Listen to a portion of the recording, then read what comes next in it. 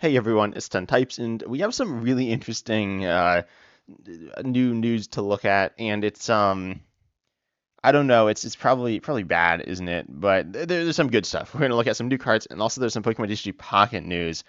The Pocket news is not great news, but yeah, we got here. It says that the Pokemon World Championships this year, 2024, which is coming quite soon. Um, it says there's going to be a sneak peek experience of the Pokemon trading card game Pocket, where you can try opening packs and experience all new Pokemon TCG artwork for the first time. That does not mention gameplay, which means one of a few different things. It could mean that the gameplay is not ready, which could be, I mean, in the trailers it seemed okay, but also like it didn't seem entirely finished. I've talked about Pokemon TCG Pocket actually a bunch, analyzing some different things, and I might make a video about it again in the future. I have some more stuff to say about it, but also like let's be honest, I've talked about it a bunch already based on the pretty limited news. We saw like one like 5 minute video and that's it. So that's kind of interesting, but they're not showing gameplay, so either it's not done or they don't care about it. And I understand that the Pokemon TCG is a big part of it. It's collectors. That's the main part of it. Obviously, I'm a player. I don't really care about collecting, but a lot of people do. But the people at the World Championship are definitely going to care about. That's certainly an audience where they're going to care about the gameplay more than a general audience. So I don't know exactly what they're doing with this. If this is going to be like something that we can see, that everyone's going to be able to see like publicly. I don't know exactly what's going to be going on with all of that.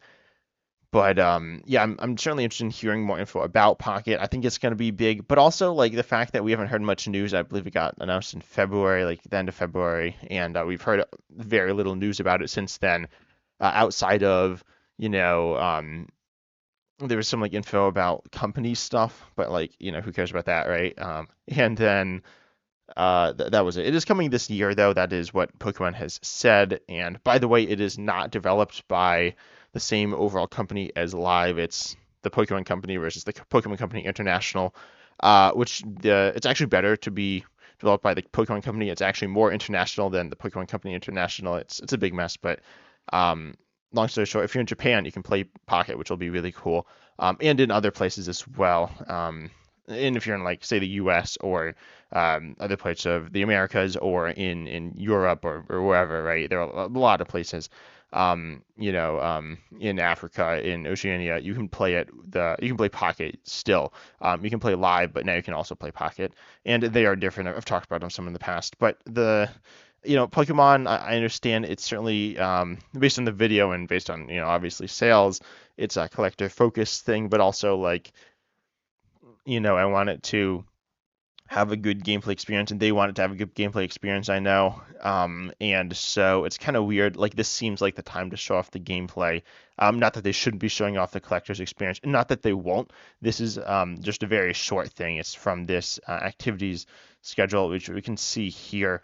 It says, where is this? I don't know. Pokemon TCG Pocket somewhere. Oh, here. The Pocket demo. Yeah, so you can like look at the effects and stuff, but it doesn't talk about playing it. So we'll see what happens with that. But it's a little disappointing that there's very much like not much to go off of, right? Which probably means that they don't have a ton to show. Usually you kind of they're not. I don't think it's like they're trying to like tease us with this. That doesn't really make any sense because we've been waiting quite a while. That felt like there's like a teaser trailer which was like intentional, but then they didn't say anything. So I'm getting a bit nervous. Pokemon TCG Live has been bad. You can argue exactly how bad it is. You could say it's like underwhelming or just like okay, or you could say it's like really terrible.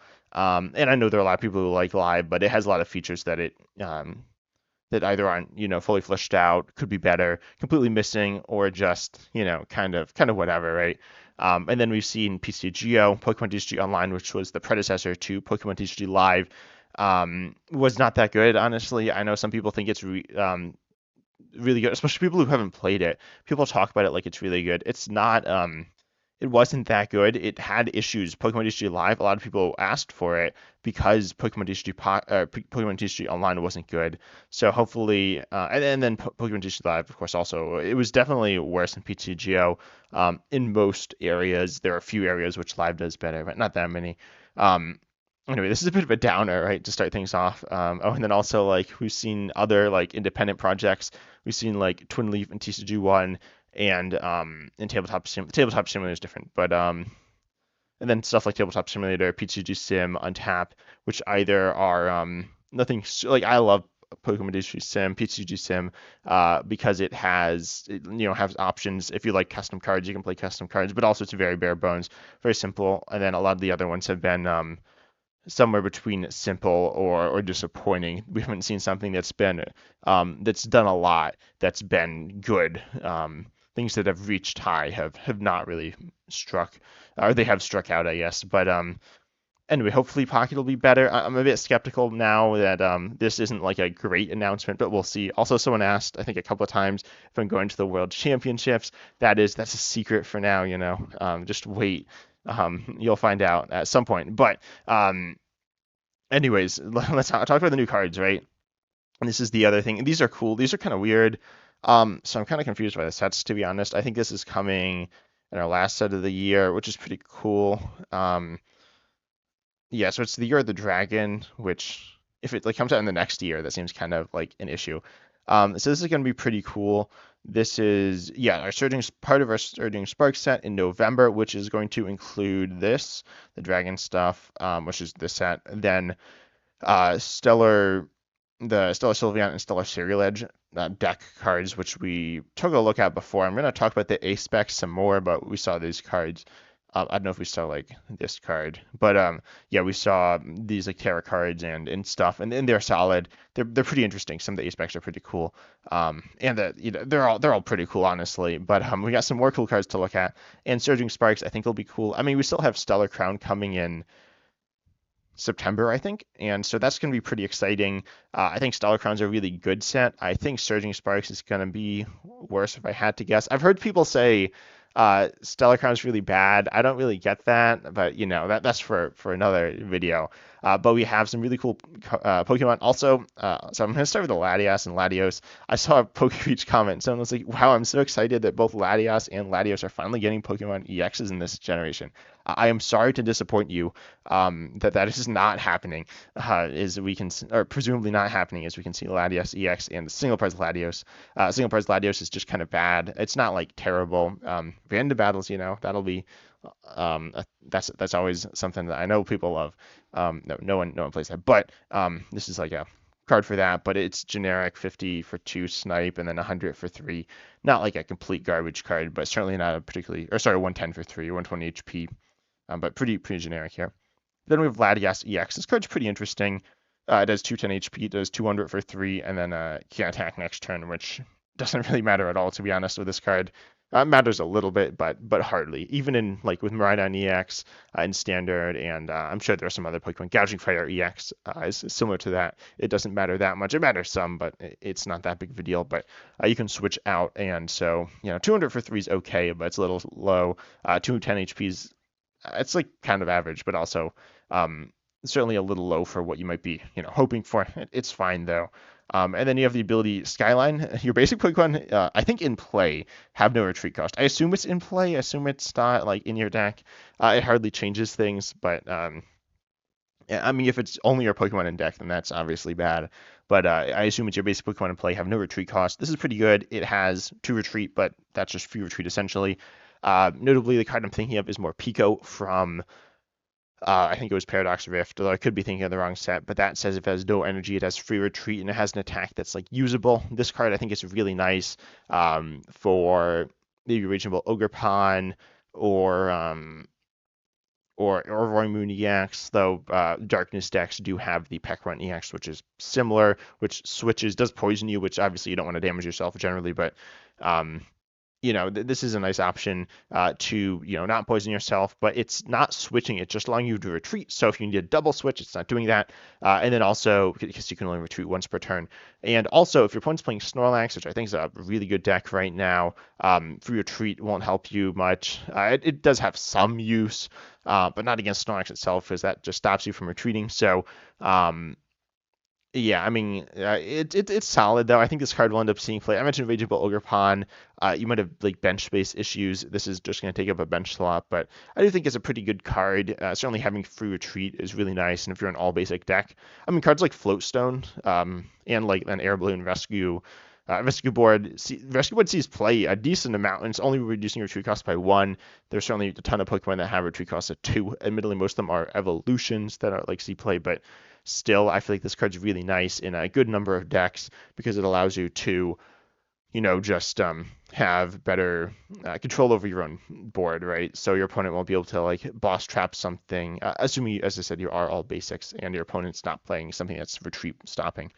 But anyway, we have Exeggcute. This has an evolution attack. You can draw in colorless, search for a Pokemon that evolves from it. You can use this turn 1 going first, so that's like kind of cool. This agent has 300 HP, so like it's kind of tanky. I mean, it's quite tanky, but also like this attack's not bad. I mean, I guess it's good, but it's whatever as well, right? It's nothing special, but it's good. And then we have Gouging Fire, EX 30 for 1 fire, 130 HP, and it is ancient. So if you do, oh, sorry, I thought this was like FT, like short for feet. I don't know.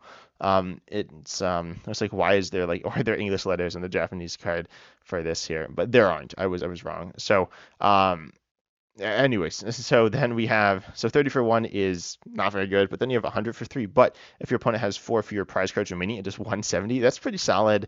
170 for 3 is not insane. We see cards like it that don't see play. It's not bad. It's good, but it's not like, is it competitive level play viable? Maybe. This card's certainly solid because, most of the game this will be working probably. Certainly if you're trying to get it to work, you can. You can also pair it with stuff like the new Dustmore line, which is seeing a ton of play right now, or at least a decent amount for like a new card from a mini set. So that like allows you to knock yourself out, give up prizes, then you can do more damage, which is kind of cool. I mentioned Gouging Fire EX, and it's ancient and is a fire Pokemon, so it allows you to accelerate energy to it easier, or relatively easily, and you can do the same stuff with Gouging Fire, the single prize here as well. 170, it's okay. It's not really one-shotting stuff, and you're probably not pushing it to one-shotting stuff, but maybe you could, right? You compare it with like the Dusclops, which does essentially 50, you knock yourself out. And so that's pushing up to that 220 number, which could be really nice. I think this card's okay. It's not like super great or super special, but it's solid. It's just like a simple Pokemon that has high enough raw stats that I think it might end up seeing play. I don't think it's ever going to be super good, but especially its HP 130, it's like kind of high, but it's not going to be tanking hits that often. With Ancient Boost Energy Capsule or Bravery Charm, you're pushing yourself up to 180 or 190, which is like nice. So this might see play, we'll see. But then if you're Magma Basoning, you're damaging yourself. So I don't know. There's a lot of stuff to get into with this card, but also it's like not super meaningful. I think it's an okay card. Next we have Passimian.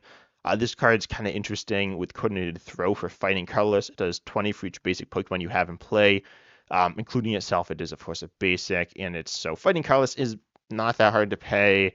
I mean, current standard is like kind of awkward, but then there's going to be actually it's not that awkward. People just don't really like play fighting decks. Because they're not that good. Except for Greninja EX, I think is pretty all right, but that doesn't even use fighting energy. So, Passimian though is going to be doing 180 if you have 8 bench Pokemon, which you can with the Area 0 Under Depths. And by the way, Trapghost EX does not use fighting energy. For some reason, I thought it did. It does not. So you could play this with Trapghost EX though, and you might you probably play it with Cornerstone Mask Ogerpon EX. Actually, no, I said it was not that hard to get fighting energy into play. One of the ways I was thinking was Knight Academy plus Gutsy Pickaxe, but you can't do that if you have areas you're under depth, so you can't have more than one stadium in play on a turn or at a time. So Coordinated Throw though isn't like that hard to power up 180. I was just saying 170 for 3 is like okay. I feel like I can't say 180 for 2 is bad, but also seems like a lot of work to set up. I think this card's okay. As its own deck, it's like it's solid certainly, but not great. I mean, it's not one-shotting. You don't really want to be pairing this with like the Dust Snores. So I don't know. I don't know how good this Pokemon is because you can't play any evolution. So I feel like you're gonna really struggle to get engines going. You could do like UEX plus Skwovet, but that's not that good. So I don't know. I think Passimian's an okay Pokemon. It's a little awkward. It's like it's a really solid secondary attacker in terms of like damage output, but also it's like doesn't really slot into decks very well. So we'll see. Maybe there's going to be some deck that I'm not thinking of that isn't going to end up playing this. We could put it. I don't know. It needs to be like a basic deck though. Could maybe Regional Ogre Pond, but it's not really the it's not ancient, right? You can accelerate to it with Sadas, but you could like energy switch or something. But it just like okay, I feel like, but it's not bad certainly. Then we have Klefki. This is bad. For one color is discard one, draw two, or 20 for one metal. That's pretty bad. Um, yeah, nothing to say about this card. Then we have Dialga. Dialga's pretty interesting here. Or actually, no, it's not that interesting. It's like theoretically interesting. It's pretty bad, but it's like kind of funny. So time control for one color, search deck for two cards, then put them on top of your deck. You shuffle your deck first, and then you put those two on top in any order. Kind of interesting, kind of bad, right? Because like you don't really get the cards into your hand, but if your opponent Ionos you, then you will get them. So it's like a searching Iono proof thing, but it's probably bad. Let's be honest, right? It's kind of bad, but whatever. And then you can do 160 for three for Psychic Metal colorless, so not like an easy three. Still like a kind of fun card, but it's not very good. Not terrible, but certainly it's probably the weakest card it's not the weakest card we looked at, but it's certainly not the best either.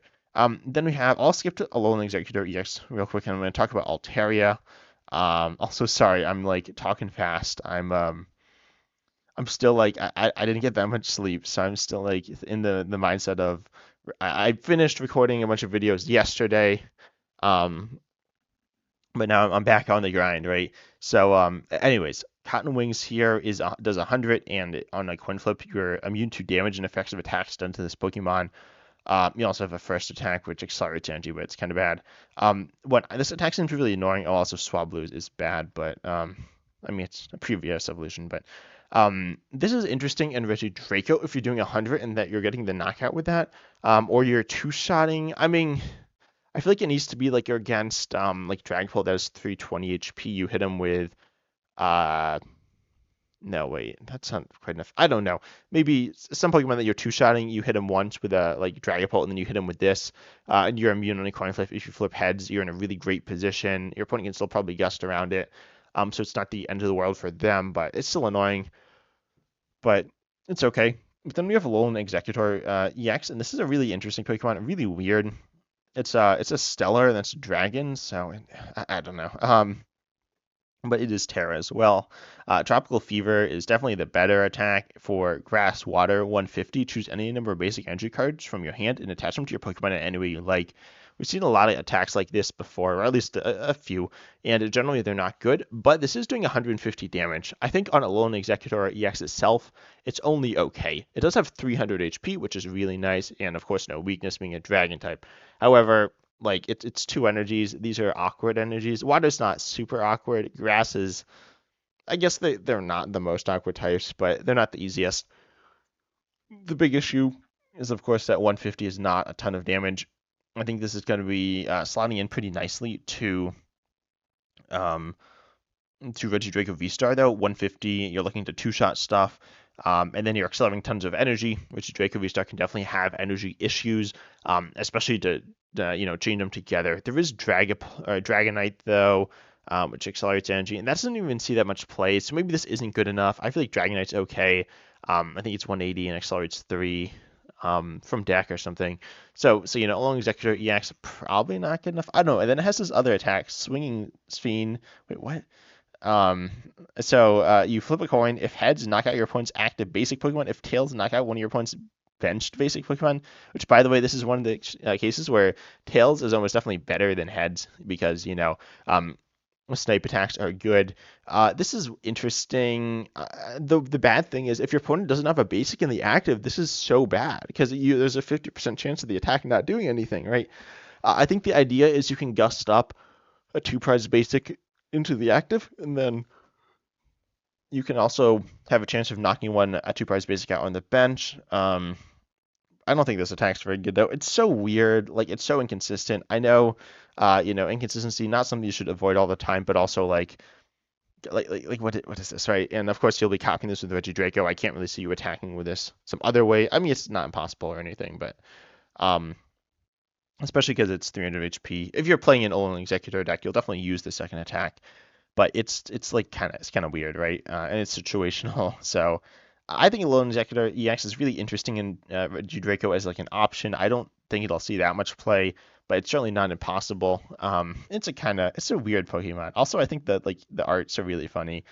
Alolan Exeggutor, of course, is like a funny Pokemon. So yeah, I feel like they really captured that here. Next, we got some trainers. These are interesting. Let's start with the worst one. Latia's Appeal. Switch one of your opponent's benched basic Pokemon to the active. The new active is now confused. Of course, Boss's Orders is almost directly better because it doesn't only just basics. If we're in a format where everyone's just playing basics, this technically might be better than Boss, but realistically, this is like almost ever better than Boss's Orders. I mean, sure, Confusion, like you can, if you're trying to Gust Trap something, Confusing them is like nice, I guess, but it's not that good because they can still retreat, and they can attack on a coin flip, so it's not that good.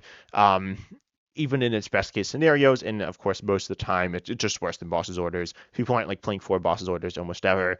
I can't think of any time when someone's wanted to play 5 Boss's Orders. Serena's a card in Standard. Serena's like weird. It used to be really good, but like only exactly the set it came out, and then when the next year came around, it was the last set of the year, main set of the year, or actually complete set of the year. So when the next year came around with Scarlet and Violet, it was like bad. But when it was in play, like people weren't playing 5 Boss because you don't do that. So yeah, I don't think this card's pretty bad. But then we have Duskball, which is I guess the first Duskball. Look at the bottom 7 cards of your deck. Oh wait, no, is this the first? Maybe it's not. Anyway, look at the bottom 7 of your deck. You may reveal a Pokemon you find there and put it into your hand, then shuffle the other cards back into your deck. Also, is this actually the no, we had Duskball before. I was gonna say I thought we did. Look at the top 7 cards bottom cards of your deck. Oh, this is the same as the other one. Okay. So I did not play back then. I'll just yeah, I didn't play. So it's like Great Ball from the bottom of your deck. I mean, like, I said no one wants 5 Boss. No one wants it's 5 Great Ball. Like this card's just Great Ball. It might actually be better than Great Ball if you get Iono'd, but like still, I think we don't need this card. But anyway, I didn't realize it was an exact reprint of the old one. But anyways, then we have Dragon's Potion, heal 60 from your active Dragon Pokemon. You can play as many items as you like. This is kind of interesting because you can play, of course, as many items as you like. So you could play, 4 of this in one turn or 3 of this and just heal off all your damage, potentially in his Ultra V-Star, and like not use your V-Star power, right? The V-Star power just does that. But I think Dragon's Potion is a, I think it's a solid card here. It's obviously not potion cards don't tend to see much play, but it might end up seeing play. You never know. Then we have Drayden, which is a pretty interesting supporter, I think. Look at the top 7 cards of your deck. You may reveal a trainer you find there and a Pokemon you find there, and then put them into your hand, shuffle the other cards. So this is, to me, kind of like Arven or Irida.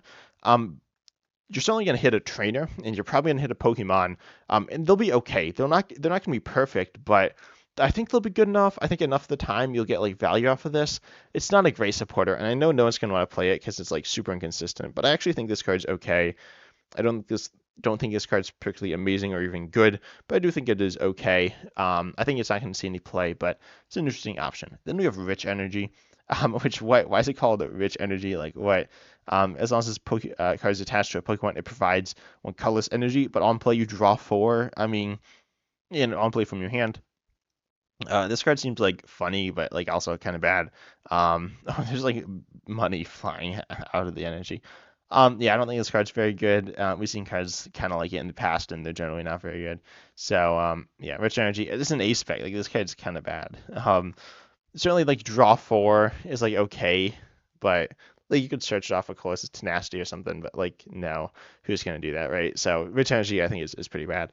As an ace pick, of course, if it was a regular card, it'd be quite good. But yeah, anyway, that's all for today's video. I hope you enjoyed. Consider liking and subscribing, and tell me what you think about Pokemon TCG Pocket down below.